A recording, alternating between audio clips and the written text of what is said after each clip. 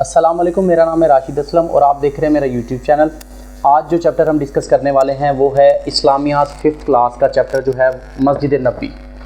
تو آج ہم اس چیپٹر کو پڑھیں گے اور انشاءاللہ آپ کے اور میرے علم میں بھی اضافہ ہوگا اور آپ بچوں کو سمجھ آئے گی کہ مطلب جو کچھ اس میں لکھا ہوتا ہے۔ میں جانتا ہوں کافی سمر ویکیشنز چل رہی ہیں اور بچے جو ہیں وہ زیادہ توجہ اسٹڈی پہ نہیں دیتے، تو میری آپ تمام بچوں سے یہ ریکویسٹ ہوگی کہ کھیل کود کے ساتھ ساتھ اسٹڈی کو پر بھی توجہ دیں تاکہ آپ جو بھی کچھ اسکول سے آؤٹ رہتے ہوئے نہیں سیکھ پاتے وہ سیکھ سکیں۔ چلیں جی، اللہ تبارک تعالیٰ کا نام لے کر شروع کرتے ہیں اس چیپٹر کو۔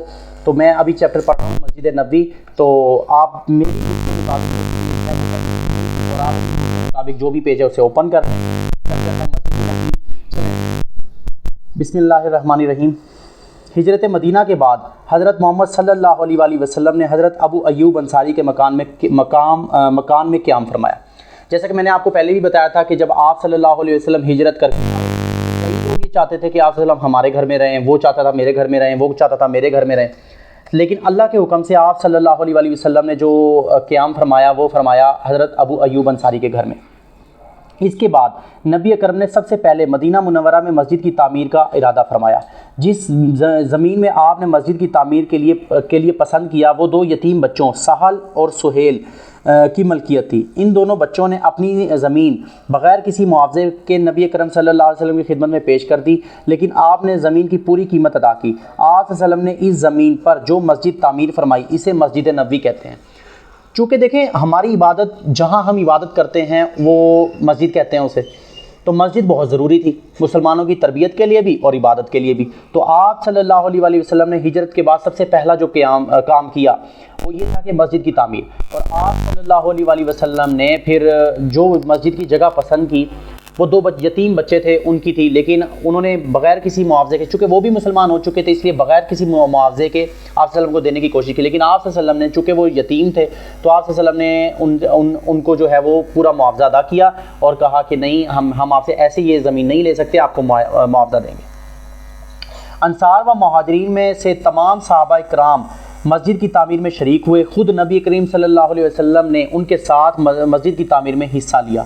نبی اکرم نے امہات المؤمنین کے لیے مسجد سے متصل چند حجرے بھی تعمیر فرمائے۔ حجرے کہتے ہیں مطلب جو مسجد نبوی تھی، جو آپ صلی اللہ علیہ وسلم کی بیگمات تھی، آپ صلی اللہ علیہ وسلم نے ان کے لیے مسجد کے ساتھ ہی اٹیچ رومز، یعنی اس وقت چھوٹے چھوٹے گھر ہوا کرتے تھے جنہیں ہم حجرے کہتے تھے، حجرے بنائے تاکہ وہاں پہ آپ صلی اللہ علیہ وسلم کی بیویاں جو ہیں وہ رہ سکے۔ مسجد نبوی کی فضیلت، اب کیوں فضیلت کیا ہے مسجد نبوی کی وہ ہم اس میں پڑھیں گے۔ مسجد نبوی مقدس ترین مساجد میں سے ایک ہے۔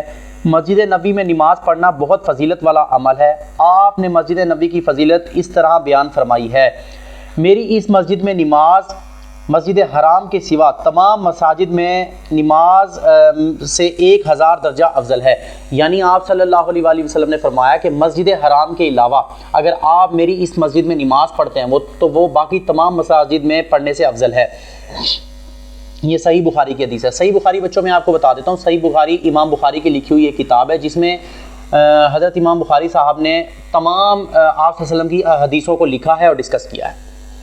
نبی اکرم صلی اللہ علیہ وسلم کا روزہ مبارک بھی مسجد میں تعمیر ہے۔ حج کے لیے جانے والے لوگ مسجد نبوی اور روزہ رسول کی زیارت بھی کرتے ہیں۔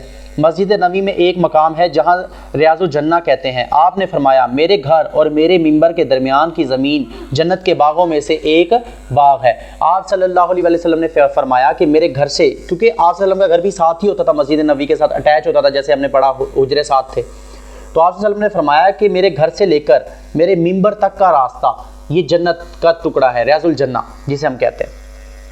مسجد نبوی کی تعلیمی، معاشرتی اور تاریخی اہمیت، اسلام کی پہلی درسگاہ صفہ بھی مسجد نبوی میں ہی قائم کی گئی۔ نبی اکرم صلی اللہ علیہ وسلم نے مسجد کے ساتھ غریب اور مسلمانوں کے قیام اور تعلیم کے لیے ایک چبوترا بنوایا جو صفہ کے نام سے مشہور ہوا۔ یہاں صحابہ کرام رضوان ہر وقت آپ کی خدمت پر مامور رہتے اور دین کی تعلیم کرتے، یعنی جتنے بھی صحابہ کرام تھے وہ آپ صلی اللہ علیہ وآلہ وسلم اس صفہ کے مقام پر رہتے، تعلیم حاصل کرتے اور آپ صلی اللہ علیہ وسلم کی خدمت بھی کرتے تھے۔ یہ صحابہ اصحاب صفہ کہلائے، اور اصحاب صفہ وہی صحابہ تھے جو صفہ کے مقام پر رہتے تھے اور آپ صلی اللہ علیہ وسلم کی خدمت کرتے تھے۔ مسجد نبوی اسلامی ریاست کا ایک اہم مرکز بنی۔ یہ مسلمانوں کے لیے عبادت گاہ کے ساتھ ساتھ ایک تربیت گاہ بھی تھی۔